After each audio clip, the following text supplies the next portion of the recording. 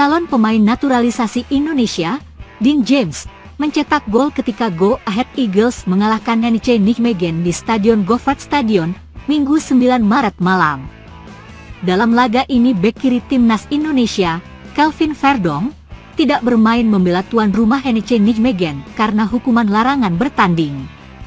Sementara James yang rencananya akan mengucap sumpah WNI bersama dengan Emil Audero dan Joey Pelupesi pada Senin 10 Maret tampil sebagai starter di kubu Go Ahead Eagles. James bermain di posisi fullback kiri, sama seperti posisi Verdonk, dan memberi kontribusi pada skuad asuhan Paul Simonis. Memasuki menit ke-41, serangan Go Ahead Eagles dari sisi kanan bisa menembus pertahanan NEC. Oliver Entman yang mendapat bola daerah bisa merangsek ke kotak penalti. Bola kemudian dikirim ke depan gawang di mana Dean James berdiri tanpa pengawalan. Tanpa kesalahan, James memasukkan si kulit bundar ke dalam gawang NEC. Go Ahead Eagles memimpin 1-0. Skor keunggulan Go Ahead Eagles bertahan hingga turun minum. Tak lama setelah babak kedua berlangsung, NEC harus bermain dengan 10 orang setelah Laseskone melanggar matchday. Keuntungan jumlah pemain yang lebih banyak membuat Go Ahead Eagles sedikit leluasa menguasai pertandingan. Go Ahead Eagles kemudian menambah gol melalui Milan Smith pada menit ke-66. 3 menit berselang NEC memangkas jarak. Brian Pereira menjaringkan bola setelah menerima umpan Basar Onal. Go Ahead Eagles bisa kembali mencatatkan keunggulan 2 gol setelah Entman membobol gawang NEC melalui sepakan dari dalam kotak penalti pada menit ke-75. Pada masa injury time, NEC mencetak gol lagi melalui Kento Shie. Susunan pemain inti NEC Nijmegen versus Go Ahead Eagles.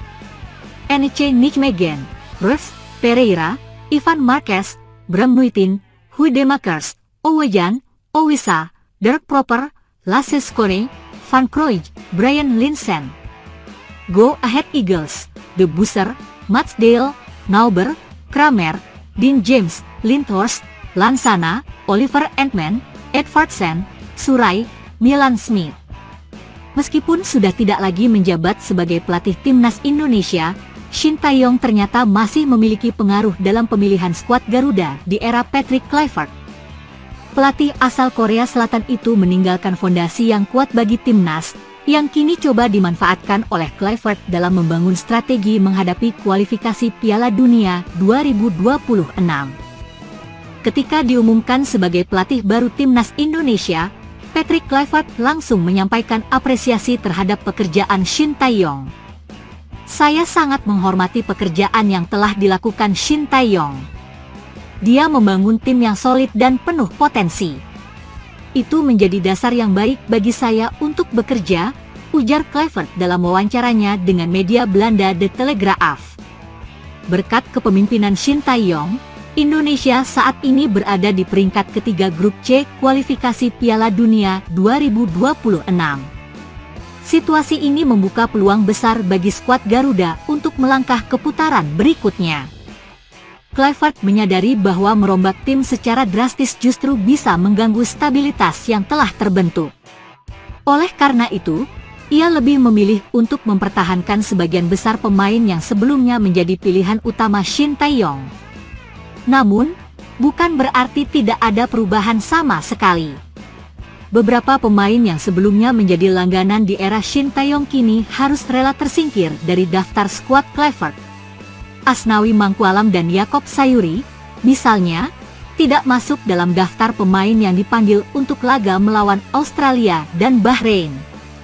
Sebagai gantinya, Kluivert lebih mengandalkan pemain naturalisasi seperti Sandy Walsh dan Kevin Dix untuk mengisi posisi bek sayap. Setiap pelatih tentu memiliki preferensi sendiri dalam memilih pemain. "Saya melihat ada beberapa perubahan yang perlu dilakukan untuk menyesuaikan dengan gaya bermain saya," ujar Kluivert. "Namun, saya tetap mempertahankan banyak elemen yang sudah dibangun oleh Shin Tae-yong karena itu merupakan pondasi yang kuat bagi tim ini." Kehadiran pemain diaspora yang berkarir di Eropa juga menjadi salah satu faktor yang membuat Kluivert yakin dengan masa depan timnas Indonesia. beberapa pemain seperti Ragnar Oratmanguen, Martin Paes, dan Ivar Jenner tetap menjadi bagian dari skuad Garuda, sebagaimana yang diinginkan oleh Shin Tae-yong sebelumnya. Selain itu, Kluivert juga menyoroti pentingnya menjaga semangat dan mentalitas tim yang telah dibangun oleh Shin Tae-yong. Saya ingin melanjutkan kerja keras yang sudah dimulai oleh pelatih sebelumnya. Saya tidak akan mengubah mentalitas juang yang sudah mereka miliki, tambahnya. Dengan 2 laga penting melawan Australia, 20 Maret 2025, dan Bahrain, 25 Maret 2025, Kluivert memiliki tugas besar untuk membawa Indonesia ke tahap berikutnya. Keputusan strategis dalam pemilihan pemain akan menjadi faktor penentu dalam perjuangan timnas Indonesia di kualifikasi Piala Dunia 2026. Meski sudah tidak berada di kursi kepelatihan, Shin Tae-yong tetap menjadi sosok yang dihormati dalam perjalanan timnas Indonesia. Warisan yang ia tinggalkan masih berperan besar dalam keputusan-keputusan yang diambil oleh Patrick Kluivert dalam membentuk skuad Garuda untuk masa depan.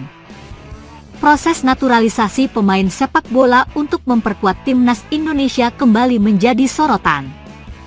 Kali ini, Emil Audero, Dean James, dan Joey Pelupesi menjadi pusat perhatian setelah pengambilan sumpah mereka sebagai warga negara Indonesia, WNI, dilakukan di Roma, Italia, pada 10 Maret 2025. Keputusan ini menimbulkan banyak tanda tanya, terutama terkait prosedur hukum dan percepatan proses yang dilakukan oleh pemerintah dan PSSI.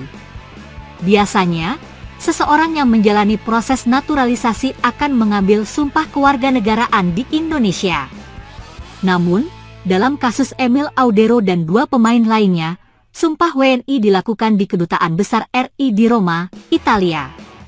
Menteri Hukum dan Hak Asasi Manusia, Menkumham, Supratman Andi Atas bahkan mengutus Sekretaris Jenderal dan Direktur Jenderal Administrasi Hukum Umum ke Italia untuk mengurus proses ini.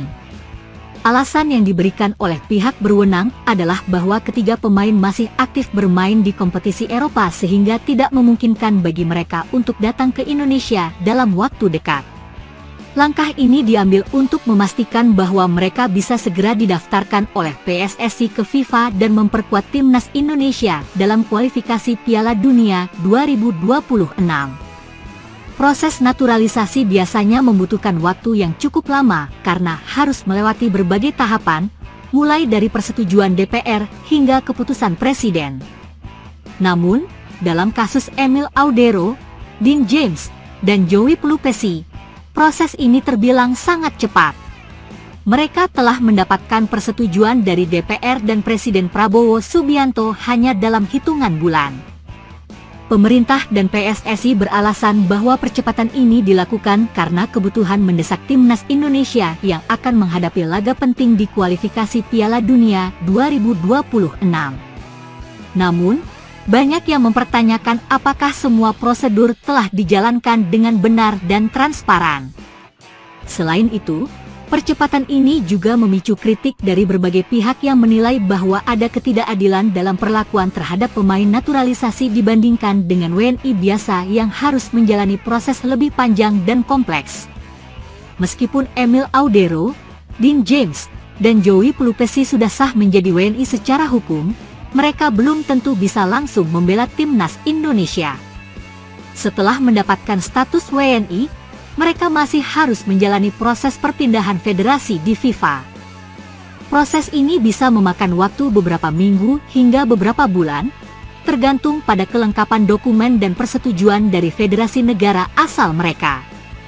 Hal ini berarti ada kemungkinan bahwa mereka belum bisa bermain di laga melawan Australia pada 20 Maret 2025, tetapi berpotensi tampil saat Indonesia menghadapi Bahrain pada 25 Maret 2025. Di tengah berbagai pertanyaan dan kritik yang muncul, PSSI dan pemerintah tetap optimis bahwa naturalisasi ketiga pemain ini akan memberikan dampak positif bagi timnas Indonesia.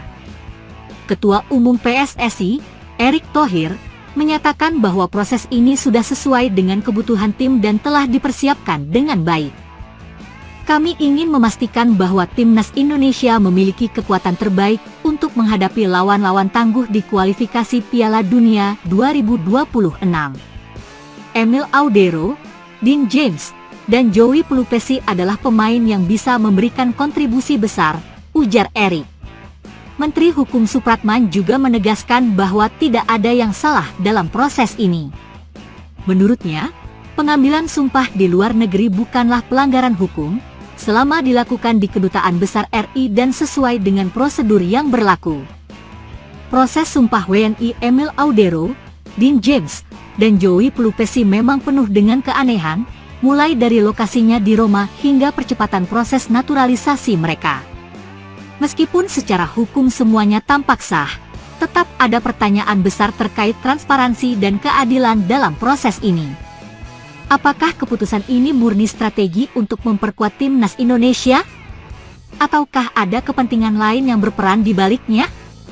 Yang jelas, publik dan pengamat sepak bola akan terus mengawasi bagaimana kelanjutan dari proses ini dan apakah ketiga pemain benar-benar bisa memberikan dampak signifikan bagi skuad Garuda.